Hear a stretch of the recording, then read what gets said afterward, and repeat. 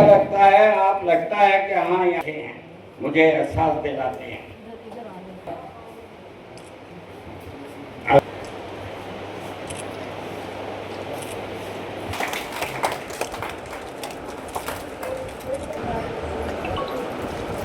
धन्यवाद आदरणीय प्रेमचंद पोरवाल मद्दा जी, आदरणीय अशोक कठेरिया जी, सिंह जी कैप्टन, और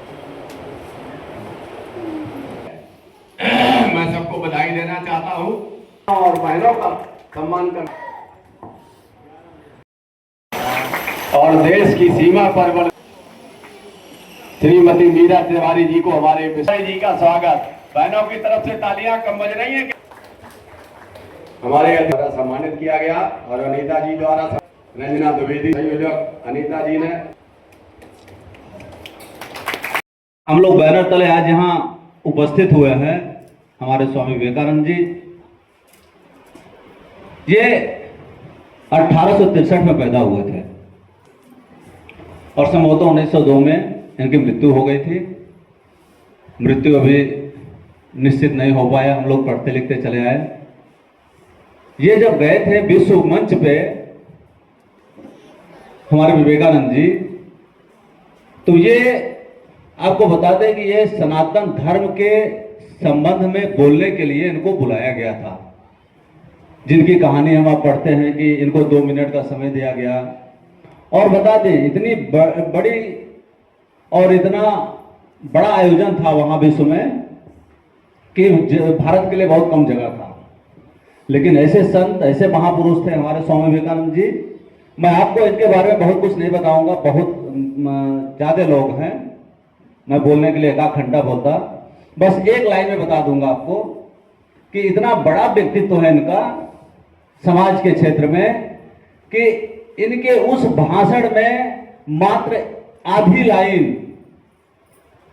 लाइन जो हम जानते हैं वही हमारे एक राजनेता बोले थे, और आज वो कहां से कहां पहुंच गए हैं। मेरे इस महान व्यक्तित्व प्रतिभा के धनी स्वामी विवेकानंद जी ने उस विश्व मंच पे यही कहा था। इनका पहला लाइन उद्बोधन में था, भाइयों और बहनों, यही से इनका उद्बोधन शुरू हुआ था। आज वही भाइयों और बहनों करके मैं नाम नहीं लूंगा, एक हमारे यहाँ कहां से कहां तक पहुंच गए। तो अगर इनकी एक लाइन हम आधे लाइन बोल के, एक शब्द बोल के कहीं से कहीं तक पहुंच सकते हैं, तो आप समझ सकते हैं कि हमको इनको पढ़ना चाहिए, इनको समझना चाहिए, इनको जानना चाहिए। मतलब निश्चित रूप से हमारे समाज को दिशा मिलेगी।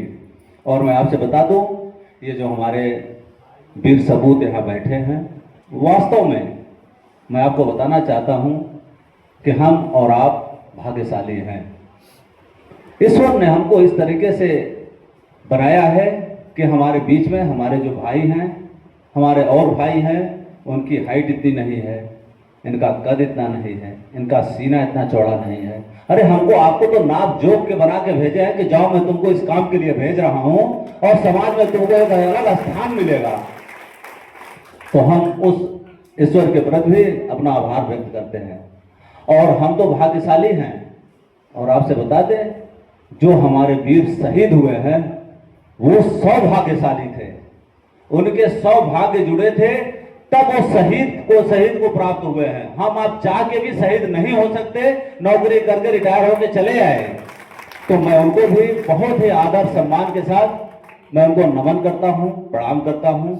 और मैं बहुत नहीं बोलूंगा, मैं आज फिर आपसे बता दे रहा हूं, यहाँ पर हमारे मंच पर उपस्थित हमारे सभी सम्मानित अतिथिगण, हमारे आयोजक मंडल, मैं आपका सम्मान और आपका प्रणाम करता हूं। फिर मैं आपसे विदा लेना चाहूँगा। एक बार मैं भारत माता की जय हिंद, जय भारत।